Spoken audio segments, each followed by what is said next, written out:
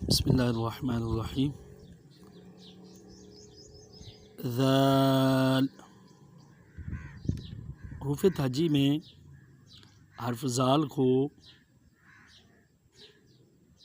عربی لہجے میں نرمی سے پڑھنا ہے۔ ذال یہ اس طرح پڑھا جاتا ہے جیسے اکثر بچے توتلے ہوتے ہیں اور وہ توتلے طریقے سے ذرا نرمی سے پڑھتے ہیں۔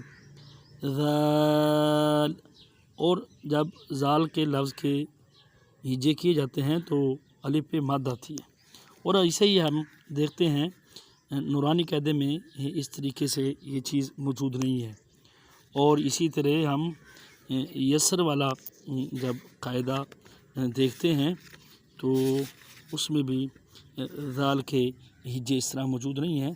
تو مدنی قاعدے میں دیکھیں گے تو یہ